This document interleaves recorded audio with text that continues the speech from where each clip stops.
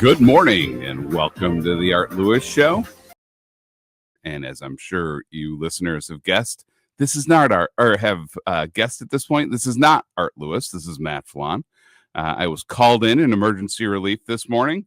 Art's birthday was yesterday, and he woke up with a little bit of a head cold here today. So coming in to fill in for him. So before we get started, Jonathan Dent, I have a couple things I just need to say to you to really start today's show. Are you ready? I'm ready. Are you holding on to something? I'm getting more and more nervous. Just out with it. Okay, are you ready? Just so you know, I'm never going to give you up. I'm never going to let you down. I'm never going to run around and desert you. Yep. I'm never going to make you cry. I'm never going to say goodbye. I'm never going to tell a lie and hurt you.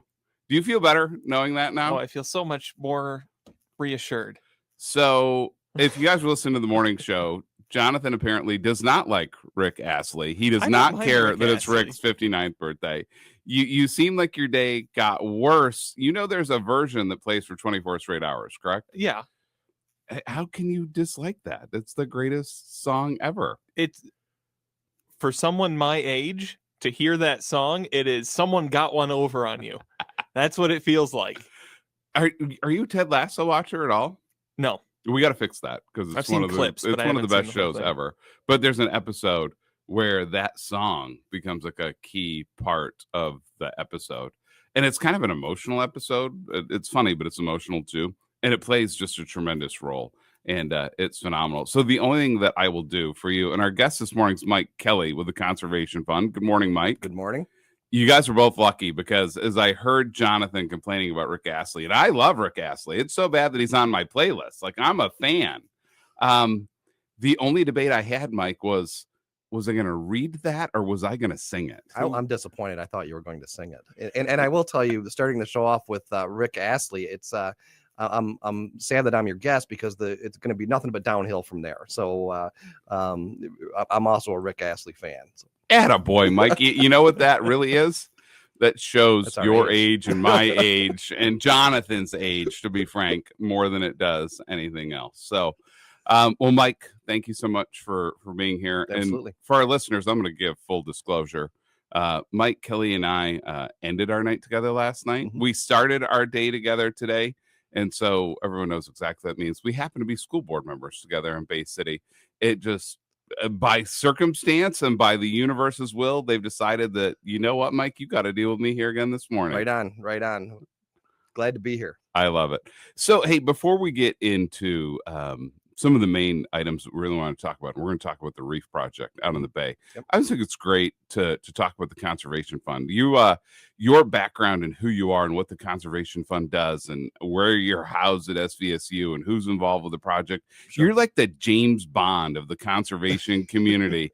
You kind of have this cool role where you're working on a lot of different things. Can you really talk about the bigger picture work that you do? Yeah, so the Conservation Fund is a national nonprofit organization. We're headquartered out of the Washington, D.C. metro area in Arlington, Virginia. And I've worked for the Conservation Fund for 25 years, actually, this month. And we do a lot of work around the country, most of which is real estate related. So we do a lot of land acquisition projects on behalf of state and federal governments, and do a lot of large scale landscape level conservation work throughout the country. But in certain offices, we do not only real estate, but other very project focused initiatives. And one of those is our Saginaw Bay Watershed Initiative Network program here in the Saginaw Bay area, where we raise funds from a number of great partners in our area that have stuck with us for a couple of decades. We raise funds from them and then re-grant those funds for a number of projects, one of which we're going to talk about today, the Coreyon Reef restoration, but really projects that have environmental, economic, and community implications to them. So we do a lot of rail trail projects. We do a lot of wetland restorations. We've done a lot of dam removal projects, and then just a wide variety, really kind of an eclectic mix of projects that we've accomplished over the past couple of decades in this area. And who are some of your key community partners here in the region on that work? Yeah, so from the very beginning, Dow has been a key partner of ours. They support a lot of our work, invest heavily in our back office operations, but Herbert H. and Grace A. Dow Foundation, Gerstacker Foundation, the Cook Family Foundation, a number of other corporate Consumers Energy, a number of other partners that we work closely with, and they've stuck with the program for a couple of decades because we're really making some good impact. A lot of the dollars that we invest in projects are then used as match against state and federal funds, where communities might not have those dollars to put in new access sites. We worked on a project just recently on the Coreyon River here in the neighborhood, Stye Park, the renovations there, where we provided some initial funding, and then Monitor Township went after a state grant and used our dollars as the local match, which was required. So we've been able to invest, somewhere around $6 million over the past couple of decades, but then leverage probably about $25 million in other funding that, in all likelihood, maybe wouldn't have come to this area if not for those dollars that we're providing to match against the state and federal funds. Yeah, that is such an important part of work we do here in this region, is our ability to go and garner state and federal dollars, match dollars, etc. Those just don't generally fall into your lap. That's work that has to be done, relationships, a lot of applications, a lot of storytelling, a lot that has to happen to that. That's incredibly important work. One of the things you brought up, though, I'd love for you to talk about this a notch more for our listeners, because sometimes I think people underestimate how substantial the Saginaw Bay watershed is. Can you talk about, kind of holistically, how big is the Saginaw Bay watershed? Kind of where does it start? Where does it end? What all does it encompass? Because I think people underestimate how big that watershed is. Yeah, and I think to start with, I mean, people have to have an understanding of what a watershed is, and so that's all of the land area that drains into a certain body of water. So in this case, the Saginaw Bay watershed, we're talking about 22 counties. So as far north as Tawas, as far west as almost Big Rapids, and then all the way down into Oakland County. So there's 7,000 miles of rivers that drain into the Saginaw Bay. That's astounding. Eventually. Say that again. 7,000 miles. So you think about some of the larger rivers. So obviously the Flint River, Tittabawassee River, Cass, Shiawassee, the ones that are major rivers in these communities. But you have lots of other rivers. Sturgeon Creek that drains into the Tittabawassee River, Thread Creek that drains into the Flint River, Swan Creek that drains into the Cass. So you have a lot of streams that eventually work their way out to Saginaw Bay. And what we've found over time is that the farther you get away from Saginaw Bay, the less you have a relationship to it. But everybody has a relationship with the river that runs through their little town. So if it's the Coreyon River, or if it's the like I said, Thread Creek or Swan Creek, or some of these others, everybody has a relationship with their local river. But people also need to understand that their local river, everything flows downstream, right? And eventually everything that goes into those rivers ends up in Saginaw Bay. So it's a big area. It's the largest watershed in the state, about 8,000 square miles. And a lot of cities there, big cities and small cities. So Bay City, Saginaw, Flint, Midland, Pinconning, Omer, as far west as Mount Pleasant. So it's lots of it's a major land area. The folks in Omer are celebrating now. Absolutely. They have officially been deemed a big city on the radio. Right on. It is going to be a massive party up at the Sucker Festival this year, as they now know Bay City, Saginaw, Midland, Mount Pleasant, Flint, Omer. Right you on. guys heard it. Mike Absolutely. Kelly has put Omer on the map. I love it.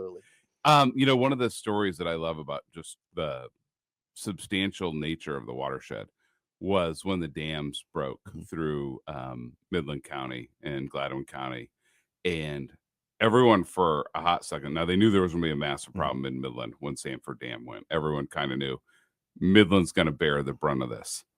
But it was amazing when I heard this. I'm like, wow. I mean, I remember Carl Yeiter was on Facebook Live, and he was literally on Sanford Lake, and you could see like a mobile home go by, and you could see a house go by, and a shed, and you could see all these giant things coming through.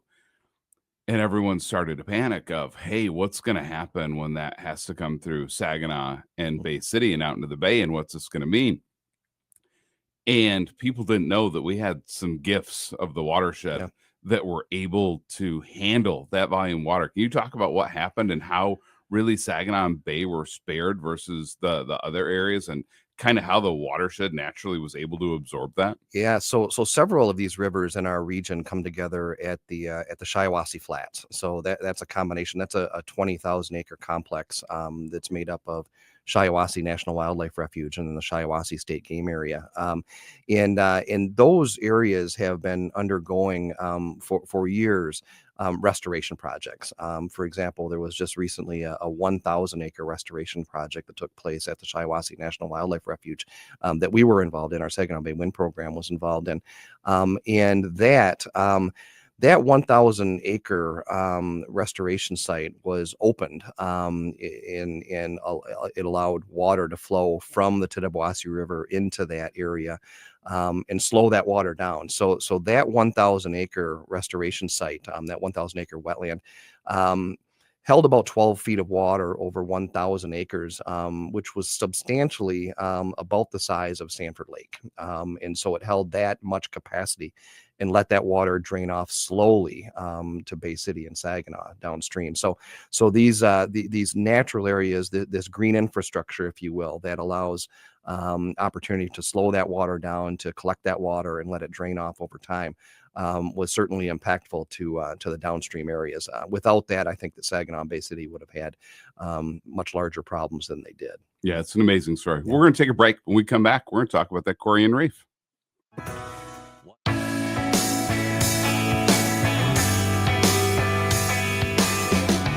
Good morning and welcome back to the Art Lewis Show. It's Matt Felan with the Great Lakes Bay Region Alliance here filling in for Art today. And I'm with Mike Kelly from the Conservation Fund, and we're talking about all things Saginaw Bay watershed related.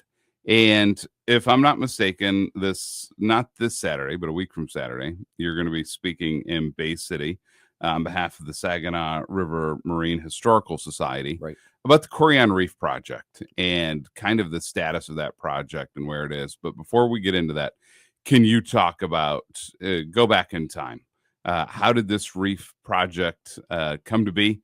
How long did it take to really make a reality? If you talk about the history of that, I think a lot of listeners hear reef and our minds immediately go somewhere tropical, and we're going to go snorkeling and then go to an island and have a drink with a fun umbrella in it. That's the reef we think of.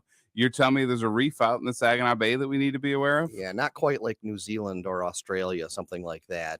But to give you a sense of where this came from, the Saginaw Bay fishery is about worth about $30 million a year. And the prize fish, as most people know, are walleye. And what we determined, and when I say we, this is a broad partnership of folks between the Conservation Fund, the DNR, the EPA, the Fish and Wildlife Service. What we learned is that about 70% or more of the walleye that are spawning in the system spawn in the Tittabawassee River. And so we learned that probably 35 or 40 years ago. And over time, we knew that wasn't a healthy thing for the system, that there needs to be other places for these fish to spawn. And so given that, we've been able to work on dam removals at Frankenmuth, dam removals at Chesaning and some other areas to give these fish opportunities to spawn up in these other rivers that are important. And typically the best spawning areas have been beyond the existing dams.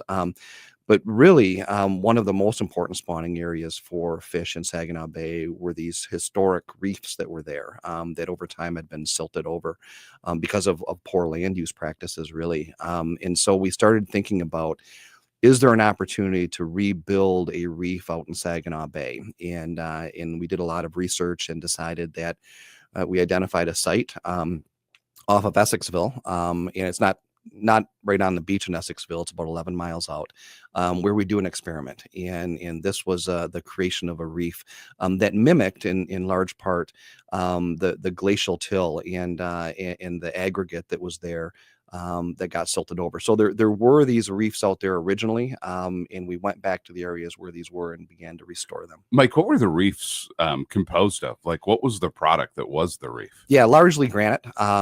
These were, if you think way back millions of years ago, as the glaciers came in, the glaciers pushed and dug the lakes. But then on the edges of the lakes, as the glaciers were moving through, they left this aggregate.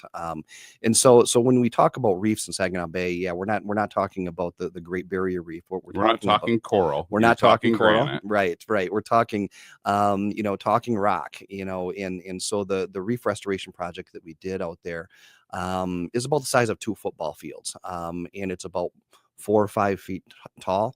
from the bottom of Lake Huron, bottom of Saginaw Bay. And what it is, these aggregate, these rocks are about the size, maybe the size of a softball. And what they do when you pile them up is they create what they call interstitial space. So these are the spaces between the rocks where fish can lay their eggs and be somewhat protected from predators. And so that was a project that we did back in 2019.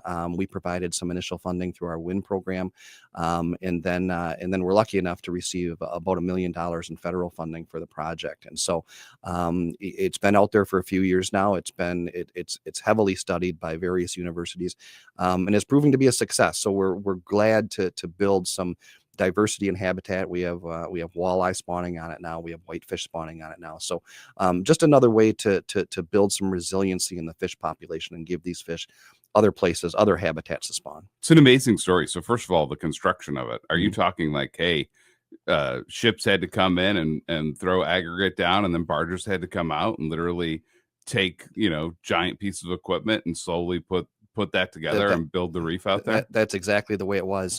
We brought in aggregate from two sources, one in Alpena, one in the Thumb, and all of that aggregate was delivered to Wurtstone Dock in Bay City.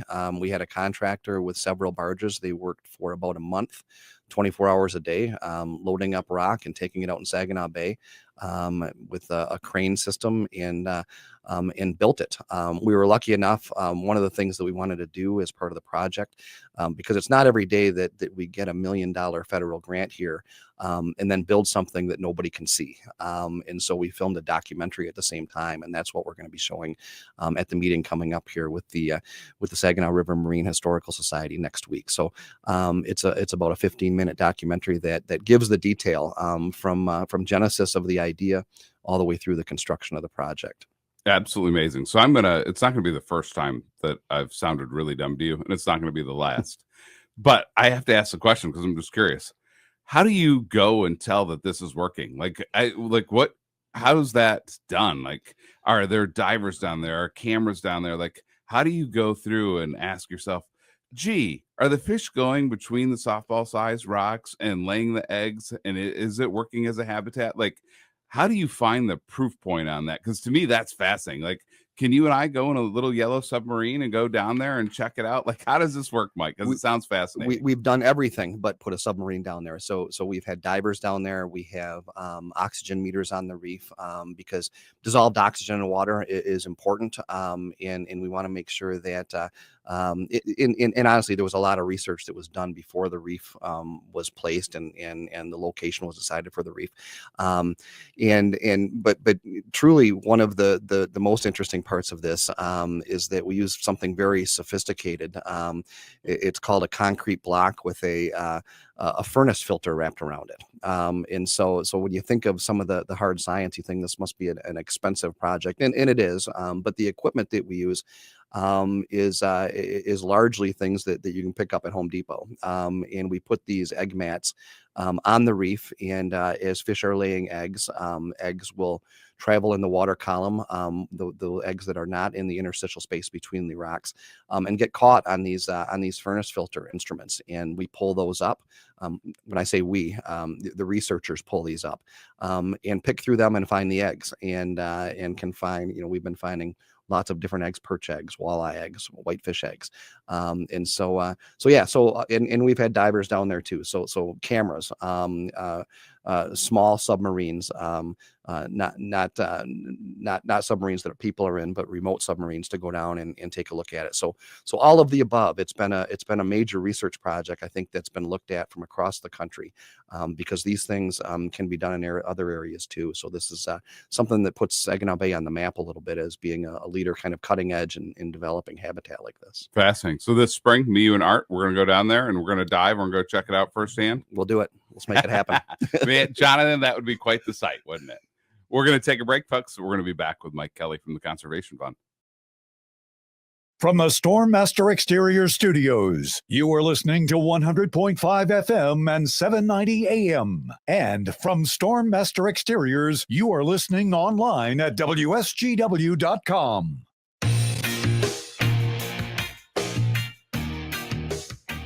Good morning and welcome back to the Art Lewis Show. It's Matt Felan with the Great Lakes Bay Regional Alliance, and I'm here with Mike Kelly from the Conservation Fund this morning, and we're talking about some things that I love in terms of the Saginaw Bay Watershed, the work of the Conservation Fund, land management, the watershed. But let's talk a little bit more about Saginaw Bay, because years ago, I used to write a monthly article for Great Lakes Bay magazine. And one time I literally just kind of penned a love letter to the Saginaw Bay. I'm not even lying, just how important the Saginaw Bay is to our region, what it means. And for those of you that are listening, we call it Bay Bay. That is acceptable as well.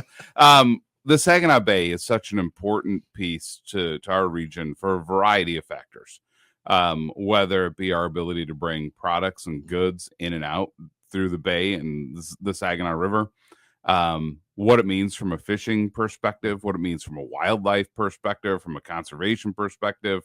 It is a huge part of the state of Michigan and who we are. But as we kind of talk about it, sometimes I feel like they're so much more focused on Thunder Bay or Grand Traverse Bay or other pieces of water. Do you just kind of agree with my sentiment that a lot of folks across the state don't really realize the economic and environmental importance of the Saginaw Bay? Yeah, I think often Saginaw Bay itself is overlooked. When you think about tourism in Michigan, I think that a lot of folks immediately think of, Traverse City, Saugatuck, some of these areas that are on the Lake Michigan side. But Saginaw Bay economically is so important to this area and does promote tourism. It is a destination. You think about fishing. I mentioned earlier, it's a $30 million recreational fishery. So it's been something that, and that's been stable. It's one of the best walleye fisheries in the country. Duck hunting is important on Saginaw Bay. People come from all over the country to duck hunt there, as well as fish. Recreationally, for boaters, it's a prime area for that. But certainly, and when you think about Bay and you think about the river systems that drain into Saginaw Bay and how much those support the communities around the Saginaw Bay watershed, it's critical. It's a critical importance to all of our communities. And as you mentioned, shipping and some of these other things that the Saginaw River is used for, whether it's cooling water for some of our industries, it's important. There's no question about it. So, Mike, as a follow-up, what's the current health of the Saginaw Bay in terms of the fish population, the walleye population, the bass population? And we'd kind of gone through that era, and you're going to be better on the years than I am, but let's say 30 years ago with the zebra mussels, and the zebra mussels came in. And what impact did the zebra mussels end up having to the Saginaw Bay? And just kind of what's the health of the bay today and the health of the fish population? Yeah, I think you mentioned zebra mussels. Those were followed closely by another mussel called the quagga mussel, and those are both invasive species. They're not they're not something that was found in the Great Lakes, even 50 years ago. And one of the things that the mussels did is really increase the clarity of the water, which then led to additional algae growth and some of the other things that go along with the ability of sunlight to penetrate deeper into the water column. But overall, I think if you look at Saginaw Bay today versus Saginaw Bay 50 years ago, it's in a much better place from a water quality perspective. I think that we've done a lot of really good things, whether that's from the industrial side and agricultural side, or even the urbanized area side. I think we've done a lot of things to improve our land use and the runoff that goes to Saginaw Bay, and that's had a direct effect, I think, on the water quality. We have a long ways to go. There are still some legacy issues out in Saginaw Bay that we're going to be dealing with for a long time. But in terms of the fishery out there, one of the best fisheries in North America. There's no question about it. We last year we had 4 national bass tournaments come here, and Saginaw Bay has not always been known as a bass fishery. It's been a perch fishery. It's been a walleye fishery. Those have been the sexy species out there that people will travel to fish for. But last year and a couple years before that began to be on the map for for bass, and we have a couple more bass tournaments coming back this summer. And each one of those tournaments brings about $500,000 or $1 million to our community. So those are a big deal. But just recreational fishing is certainly important. If you cross the Zilwaukee Bridge last weekend, or we'll cross it this weekend, looking up and down Saginaw River, you will see hundreds of ice fishing shanties. I saw it last week. It was amazing. My son and I went down to MSU to watch a hockey game, and we're going over the bridge to start heading south, and it looked lined, Mike, from the Zilwaukee Bridge all the way through the Turning Basin, and then looking north to Bay City. It looked like there were shanties the whole way up and down. And I know, and earlier this week, I know Art had on Martin's Liga, the airborne angler was on. And, I've had on the show our good friends from Frank's Great Outdoors, and everyone's been dying for a good ice fishing season, and they finally have it. I think people will have this giant relief because it's such a massive industry. Heck, even the interim superintendent of Bay City Public Schools has been out on the bay with everybody else. Absolutely. So we're going to take another break. When we come back, I want to go back to those fishing tournaments and kind of what they've meant and what they're going to look like here in 2025.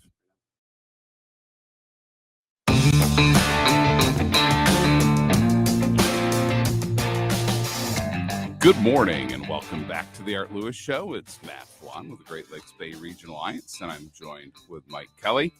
Mike, we're 2 away from a quorum, and we could start a Bay City Public Schools meeting, but we'll try to avoid that, not bring 2 more in.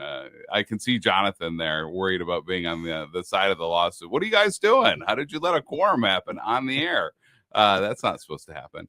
I bring it up because, for listeners who may just be tuning in, Mike Kelly and I both serve on the Bay City Public Schools board together. And when I hear you talk about anything Saginaw Bay related, Watershed related, I just have to ask this question. I'm totally putting you on the spot. Yep. Do you go into our classes and present and teach our students at the middle and high school level on all things Saginaw Bay and the Watershed? I don't want to glorify it as saying I teach them anything. Occasionally I'll go in and talk about some of the things that I know about, and hopefully I can impart a little bit of knowledge on them. One of the things that excites students that we're also involved in that we didn't talk about is a big program to reintroduce lake sturgeon to the area. And over the past, I think we started in 2017. So over the past 5 or 6 years, we've been able to plant about 7,000 young sturgeon into 4 rivers in the system. And we talk about going into classrooms. Kids love sturgeon because often we'll have a discussion and they'll say, gosh, they're like a dinosaur. And my response is always, yeah, they are a dinosaur, literally. I mean, these are fish that have been in the system for 150 million years and have barely changed biologically. The system, the Great Lakes is now at about 1% of its historical level, the amount of sturgeon in it because of overfishing and some other habitat issues that we've been able to take care of since then. And so this restoration project has been great. So when we do go into classrooms, that's often the subject that people want to hear about. And in fact, we have a couple of classroom sturgeon, one in Frankenmuth, another one in Saginaw, and then another one out at Chippewa Nature Center, so people can actually go see these. But they're a great educational tool to talk about fisheries and talk about habitat and kind of the history of what happens to fish if you're not careful with the environment. So, I mentioned that sturgeon have been around for 150 million years, but it's really only the past 200 years that they've run into trouble. So they've outlived the dinosaurs, but they've had a difficult time outliving what man has done to the resource. And so we're working hard to restore that. You know what I love about both of our roles? We live in a community, and so we're actively engaged, but we have roles that, quite frankly, transcend any single school district. So your knowledge and passion behind this, I hope you're at every school district across this region talking about the watershed and what it means. Although while you're talking, I had to look this up because I know I had seen it recently. It's Black Lake that always does their sturgeon season. Right. And I do believe you're allowed to catch 6 sturgeon on Black Lake per year. And the season lasts a different amount of time depending on how fast people catch them. So this year it was 17 minutes. And they got 7 sturgeon because, by the time the word had got out, a 7th was pulled out of there. In all your fishing, have you ever pulled a sturgeon out intentionally, unintentionally, just anywhere, period, or never? No, never. So it's interesting. Up at Black Lake, they provide. There's a hatchery there, and the spearing season that goes on up there. Actually, it's an interesting process. It helps to raise money to support the sturgeon restoration project. So some of the sturgeon that we are restoring down here are from that Black Lake hatchery. But interestingly enough, down here, because there are so few sturgeon, you can't target them. But you'll see on social media over the past couple of years, especially people that are on the river, usually during the ice fishing season. So right about now, people are catching sturgeon. So they can't be targeted, they can't be kept. But it's exciting to see that the sturgeon that we are reintroducing to the system are thriving. They're doing well. The sturgeon that we planted back in 2017, those are about 40 inches long now. And these fish can grow to be 75 years old and grow to be 7 feet long and 200 pounds. But we're starting to see some of those 5 or 6 year old fish being caught now, and they look great. They're doing really well. I mentioned the documentary that we did about the Coreyon Reef. We're filming it right now, a documentary on the sturgeon restoration project too, which will be completed at the end of 2025. And it's been, I think, one of the greatest restoration projects in the history of Great Lakes restoration, and we're just thrilled to have that happening right here in the Saginaw Bay. I'm not gonna lie, if I were on the river in a boat fishing and I had a sturgeon on the line, I would be in full panic mode of get this fish back in the water. Right. Don't hurt it. Let's get it off that hook as quickly and safely as possible, and let's get it right back in. Like, it wouldn't be fun or exhilarating to me. It would actually cause complete panic of, first of all, I'd be like, oh my goodness, what is on the end of my line? Right. And then when I realized that it's a dinosaur, I'd be like, it's gotta go. I'm not going to jail. We have to protect this fish. Yeah, the beauty of it is, you can catch them, you can't target them, but obviously the Saginaw River and Saginaw Bay system, there's a buffet of fish there, and so you never know exactly what you're going to catch. But people that do pull the sturgeon out, I think we've done a good job educating them that they need to be immediately released. But you can take a picture of them, and we're glad to see people take pictures of them. The first sturgeon that was caught back in 2018 from the first planting, that was the first juvenile sturgeon caught in the Saginaw River system in 150 years. So it's a big deal to see these fish reappearing, whether people are seeing them in shallow water or whether they're appearing on somebody's fish hook. It's great to see that the project is working. So, Mike, we have about 30 seconds left. Can you talk again about where you're going to be speaking next week and how folks can be there? Yeah, February 15th, I'm going to be speaking to the Saginaw River Marine Historical Society, and that's going to be at Trinity Episcopal Church, which is on 815 Grant Street in Bay City. We're going to talk all sorts of Saginaw Bay issues, but we'll be showing that Coreyon Reef documentary. So be glad to have everybody there, and I'm certainly excited and glad to have the Historical Society inviting me. I'm looking forward to it. Well, fascinating work that you're doing. Great having you here today. I have a feeling I'll see you soon. We will. We'll see it. We'll see you at the Bay City Public Schools Board building. Thanks, Mike.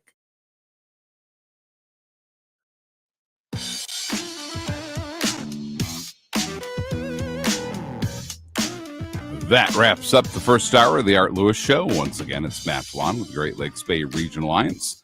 Want to thank Mike Kelly from the Conservation Fund for joining me. Broadcasting from the Stormmaster Exterior Studios, WSGW, Saginaw Bay City, Midland, WSGW FM, Carlton,